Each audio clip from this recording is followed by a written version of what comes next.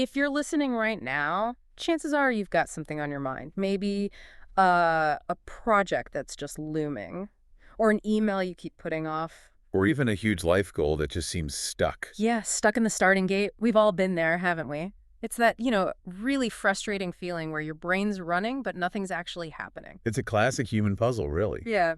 And look, if you feel bad about it, remember this statistic. Something like 95% of people procrastinate sometimes. 95%. So it's almost universal. Absolutely. It's like a quirk in our operating system. Yeah. And the big mistake we often make is just calling it laziness or, bad time management. Right. But today, we're going deeper than that, looking at work from psychologists who've studied this intensely. And the main idea, the sort of core revelation. It's simple, but kind of profound. Procrastination isn't really about your schedule. It's about your feelings. Managing emotions, not the clock. Exactly. You put something off, not because you don't know how to do it, but because the idea of starting it makes you feel uncomfortable. Maybe anxious, bored, scared. Or even just resentful, maybe? For sure. And if you can figure out what feeling you're avoiding, well, that's the key to beating the delay. So that's our mission for this deep dive. We're going to unpack these 6 main emotional roadblocks behind procrastination. The 6 styles, let's call them. Yep, the 6 styles. We want to help you pinpoint your style, hear that little voice inside that drives it, and crucially, find the right antidote, the action to get moving. Okay, let's jump in. Style number 1. Let's start with the Worrier. This one's really rooted in emotional self-protection. The Worrier. Yeah. And their internal script, that little voice, what's it saying? It's basically pure self-sabotage. It says, if I try this, I'm going to fail. Oof, that sounds paralyzing. It is. For the Worrier, the fear of failure just freezes them. Starting the task feels like stepping onto a stage for performance review they know they'll bomb. So not starting feels safer, even though... Even though not starting guarantees failure. It's a paradox. They avoid the risk of failing by ensuring the failure of, never finishing. It keeps their self-image, fragile as it might be, intact. Okay, so this is less about managing time and more like anxiety just shutting things down. So as the problem is fear, you can't just wait to feel brave. What's the fix? The fix has to be about building confidence through doing, not thinking. The antidote: start small, ridiculously small, low risk. How small are we talking? Like if the goal is write a book, the first step isn't write chapter 1, it's open the document. Yeah. Maybe type today's date. Break the huge goal into tiny, almost trivial steps. So you're building momentum, not waiting for motivation to strike. Exactly. Action reduces anxiety. Once the Worrier takes that tiny first step and realizes, okay, I survived that, the fear eases up just a bit. The next tiny step feels a little less daunting. That makes sense. And it kind of leads into the next style, doesn't it? Almost a cousin to the Worrier, the Perfectionist. Ah, yes, the Perfectionist. Their fear isn't just failure, it's failing to be flawless. And their inner voice is probably saying, unless this is absolutely perfect, I'm a failure. It ties their self-worth directly to impossible standards. so they get stuck how? By over-preparing. Totally. They're trapped in endless preparation, waiting for the perfect moment, the right mood, the ideal conditions, which, let's be honest, never actually arrive. Right. They're polishing the first sentence forever while the rest of the page is blank. Exactly. That pursuit of flawlessness becomes the procrastination. Okay, so the usual advice is done is better than perfect. But a perfectionist probably hears that as just be sloppy. Yeah. How do you get them to see limits as helpful? You have to reframe it. Setting a firm time limit isn't about rushing. It's a strategic constraint. Tell yourself, okay, I have 1 hour to get a good enough draft of this section.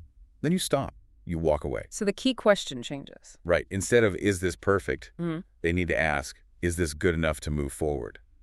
Because honestly, no one ever made an impact with a project they kept hidden away, waiting for that mythical perfect version. Okay, so we've covered styles driven by anxiety about the outcome. Let's shift gears. What about procrastination that comes from how we use our time and energy? Like the overdoer. Mm-hmm. The Overdoer, their catchphrase is kind of relentless, almost heartbreaking. Yeah. If I don't get all of this done, I'm a failure. So they just pile on too much. Way too much. Yeah. It's chronic overcommitment. But there's often a deeper thing going on. They say yes to tons of small, low-impact stuff, answering every single email instantly, going to every meeting. Why? What's the payoff? Those little tasks give quick, easy wins. A little dopamine hit of feeling busy and productive. That busyness validates their sense of worth. So they look productive, but it might be masking avoidance of the bigger, more important things, the stuff that actually requires focus and carries risk. You nailed it. They're running hard, but maybe just on a treadmill. And the real tragedy, the crucial tasks, the ones that really move the needle, slip through the cracks because they're stretched so thin. So the solution, weirdly, is do less. Do less, but do it better. Sounds counterintuitive, especially for them. Yeah, saying no must feel like failing or letting people down. It really can. That's why a framework helps. Something like, the Eisenhower matrix sorting tasks by urgent versus important. It often reveals they're addicted to tasks that feel urgent but aren't actually important in the long run. So they need to prioritize ruthlessly. And schedule downtime. Mandatory downtime. Learn to say no strategically to the low-impact stuff. Protecting your time isn't selfish. It's what allows you to actually show up for the things that matter. That constant running can probably lead right into the next style, maybe. The crisis maker. Oh, definitely. The crisis maker. This is the one that sometimes gets romanticized. The I work best under pressure person. That's their mantra. I perform better under pressure. They basically need that last-minute adrenaline rush to push through boredom or resistance. The looming deadline is the only thing that provides the focus, the charge. I have to admit, I've maybe told myself that story before.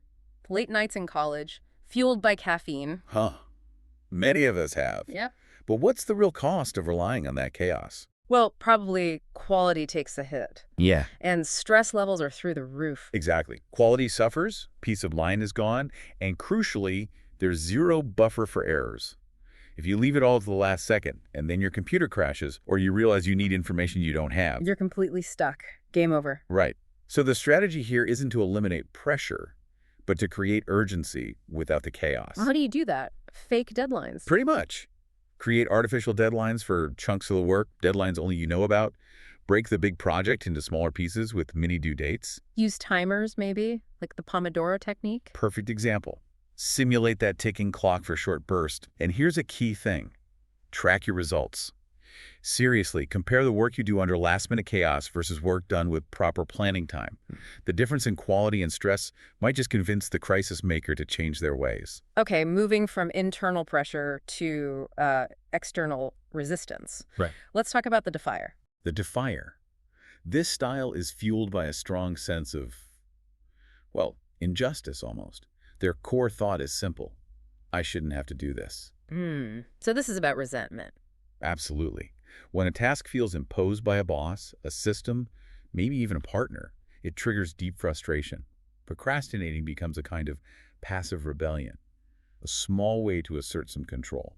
But like the Worrier strategy, it backfires, right? That little act of rebellion ends up hurting them more in the long run. Always. The delay feels like a tiny win, but the consequences usually mount up into a big loss. Oh. So how do we help them find control without the self-sabotage? Yeah, what's the antidote here? It's about reframing what control actually means. Real power isn't passive resistance, it's active choice. The Defier needs to find even the smallest aspect of the task they can control or choose. Like what? Can they choose when they do it? Or where? Maybe even how, like using a specific tool or method they prefer. Even deciding which pen to use shifts the feeling from being forced to actively choosing. That's subtle but powerful. Trading resentment for a sense of ownership. Precisely. We suggest they ask themselves two questions. One, okay, what do I actually gain by doing this, even if I hate it? Connected to a bigger goal. Like, this annoying report gets me paid, and that pay lets me do things I actually enjoy. Exactly. Or two, how can I connect this task, even loosely, to my own values or future goals? Find some personal relevance. Then you're doing it for you, not just because someone told you to. Okay, one style left, the dreamer. This sounds aspirational. It sounds nice, but it can be just as much of a trap. This is the person with the amazing vision board and the completely blank to-do list. Yeah. Okay, I know the type. What's their internal catchphrase? It's this optimistic, almost magical belief. Hard work shouldn't really be necessary for my dreams. Oh, wow. So they expect, what? Inspiration to just handle the tough parts. Pretty much. They have grand plans, big ideas, but they're waiting for luck or a muse or some sudden burst of motivation to do the actual heavy lifting. They love the idea of the finished product, but are kind of allergic to the messy, boring, difficult process of getting there. They confuse the dream with the work. Perfectly put. They're hooked on the thrill of the vision, but avoid the grind of execution. So for the dreamer, the antidote must be about grounding that vision in, well, reality, in actual steps. That's the tough part. They need to visualize not just the glamorous outcome, the book launch, the successful business, but the specific, often unglamorous effort involved. Like the early mornings, the frustrating edits, the boring spreadsheet work. All of it. The strategy is what psychologists call implementation intentions. Meaning, Don't just plan what you'll do. Plan exactly when, where, and how you'll start the very first smallest step. So instead of, I'll work on my business plan, it's Tuesday at 9 a.m. at my desk. I will open the market research document and work for 25 minutes. making the start almost automatic, taking inspiration out of the equation. Yes, because waiting for inspiration is the dreamer's biggest trap. Dreams without deliberate action are just fantasies. Every big achievement starts with one small, concrete step. That's a fantastic breakdown of all six. The Worrier, Perfectionist, Overdoer, Crisis Maker, Defier, and Dreamer. Wow. Laying them out like that, the common theme just jumps out, doesn't it? It really does. We come right back to that core idea we started with. Every single one of these styles, in its own way, is about running from emotional discomfort. Using delay as a shield. Exactly. Shielding against anxiety or boredom or resentment or the fear of imperfection or the fear of hard work. It's all emotion management, just maybe not very effective emotion management. And, listening to this, I can see bits of myself, and few of them, I imagine most people are probably a mix. Oh, absolutely. You might be a warrior who then relies on crisis making to finally overcome the fear. Or a perfectionist who also gets defiant about certain tasks. Hybrids, common. But the specific mix isn't the main point. Not really. The main point is recognizing the underlying feeling that triggers your delay in that specific moment. What discomfort are you trying to avoid right now? So maybe the most important takeaway from this whole deep dive is this. Stop asking, why am I so lazy? Yes.